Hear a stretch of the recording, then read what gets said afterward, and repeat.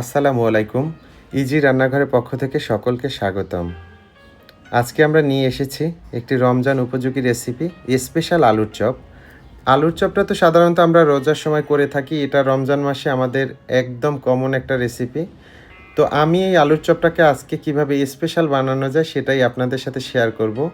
এবং এই রেসিপিটা অত্যন্ত সুন্দর এবং এটা যারা খাবে তারা কিন্তু এই আলুর চপটাই খেতে চাইবে। আপনারা যদি এই পদ্ধতি অবলম্বন করে এই আলুর চপটা তৈরি করেন, ভালো লাগবে। তো শুরুতে আমি আলুগুলোকে সিদ্ধ করে নিয়েছি। দেখেন আমি আলুগুলোকে কেটে আলুগুলো সিদ্ধ করে নিয়েছি। এখন তার সাথে দিয়ে দিলাম আমি ডিম। ডিমটাকেও আমি সিদ্ধ করে নিয়েছি। এগুলোকে আমি ম্যাশ করে নিব। তো আলু এবং ডিমগুলো আমি ম্যাশ করে নিচ্ছি।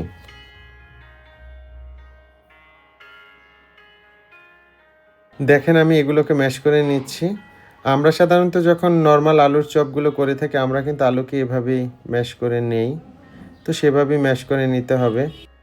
আলুতে কিন্তু প্রচুর পরিমাণে ফাইবার রয়েছে যা শরীরে হজম ক্ষমতা বাড়াতে সাহায্য করে থাকে। কিডনির স্টোন থেকে মুক্তির জন্য কিন্তু আলুর ভূমিকা অনেক। তো দেখেন আমাদের আলুগুলো ম্যাশ করা হয়ে গেছে। এখন এর সাথে আমি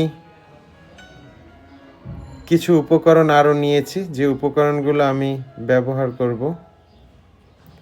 তো শুরুতে চুলায় একটি প্যান বসিয়ে দিলাম, সাথে দিয়ে দিলাম তেল। এখন আমি তার মধ্যে দিয়ে দিলাম পেঁয়াজ। পেঁয়াজগুলো আমরা ভেজে নিচ্ছি।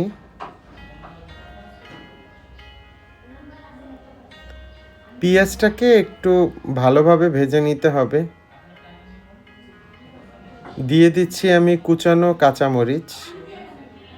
আলুর চপের জন্য আমরা যেভাবে মূলত কাঁচামরিচটা দিয়ে থাকি সেভাবেই আপনারা দিয়ে দিবেন। এটাকেও আমি তেলে ভেজে নিচ্ছি।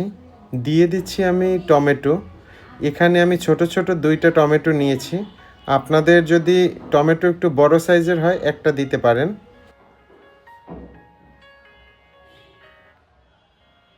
এটাকে আমি ভেজে নিচ্ছি। দিয়ে দিলাম একটু হলুদ গুঁড়ো।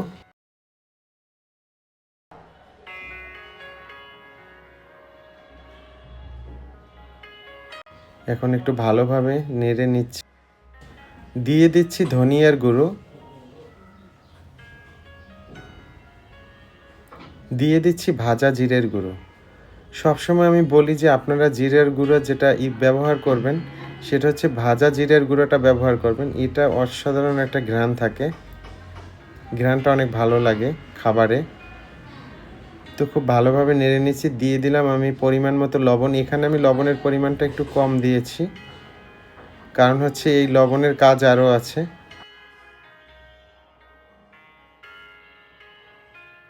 এখন আমি দিয়ে দিলাম আমরা যে ডিম এবং আলুটাকে ম্যাশ করে রেখেছিলাম এটাকে। এখন এই উপকরণের সাথে আমি সবসময় একটু শুকনো মরিচের গুঁড়ো দেই সব কিছুতে। তো আলুর চপের ক্ষেত্রেও দিলাম। আলুর চপ একটা মজা আসে এভাবে দিলে।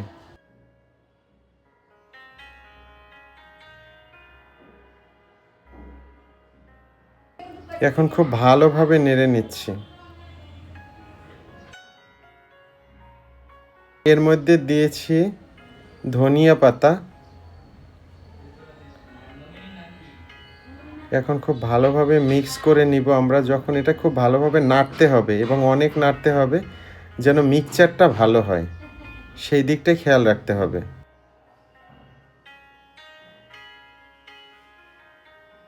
মস্তিষ্কের স্বাস্থ্য উন্নয়নের ক্ষেত্রেও কিন্তু আলুর ভূমিকা অনেক। আলুতে প্রচুর পরিমাণে অ্যান্টিঅক্সিডেন্ট থাকে। দাঁত ও মাড়ির যে কোনো সমস্যা দূর করার ক্ষেত্রেও এবং ভিটামিনজনিত সমস্যার জন্য আলুর অনেক অনেক ভূমিকা রয়েছে। আমরা একটি পাত্রে নিয়ে নিচ্ছি বেসন। দিয়ে দিলাম একটু কালো জিরা। দিয়ে দিলাম একটু হলুদ গুঁড়ো। দিয়ে দিচ্ছি একটু লাল মরিচের গুঁড়ো। দিয়ে দিচ্ছি ভাজা জিরের গুঁড়ো। এগুলো দিয়ে একটা ব্যাটার তৈরি করে নিব আমরা, যেটা আমরা মূলত আলুর চপ বেগুনি ভাজার জন্য করে থাকি সেরকমেরই। আমি সবসময় একটু কালো জিরা ব্যবহার করি। কালো জিরাটা যখন মুখে পড়ে ভালো লাগে। আর কালো জিরা আমি সবসময় বলি শরীরের জন্য অনেক ভালো। এটা আপনারা সবসময় দেওয়ার চেষ্টা করবেন। কালো জিরাটা শরীরের জন্য অনেক ভালো। দিয়ে দিলাম লবণ। আমি দিয়ে দিচ্ছি এখানে একটু চালের গুঁড়ো। চালের গুঁড়োটা অপশনাল, আপনাদের ভালো লাগলে দিবেন, না লাগলে দেওয়ার দরকার নেই। আমার কাছে যেহেতু ছিল এখানে আমি দিয়ে দিলাম। এখন আমরা এটাকে চপ আকারে বানিয়ে নেব। তো চপগুলো আমি একটু গোলাকৃতির বানাচ্ছি। আপনারা নর্মাল চপ যেভাবে বানায় সেভাবে শেপ দিতে পারবেন, কেউ চাইলে লম্বাও দিতে পারবেন। এটা এখন আপনার যে রকমের ইচ্ছা সেভাবেই আপনি এটার একটা বাইন্ডিংটা আপনি আপনার মতো করে করতে পারবেন। আপনি যে শেপ পছন্দ করেন সেই শেপে এটা করে নেবেন।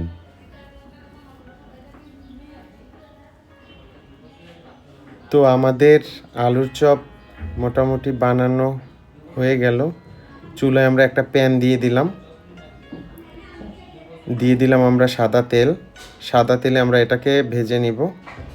তো আমরা এখন বেসনের মধ্যে এগুলোকে ভিজিয়ে নিচ্ছি।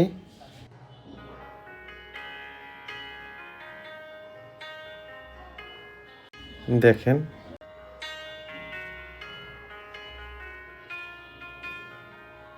এভাবে বেসন দিয়ে আমরা ভেজে নিব।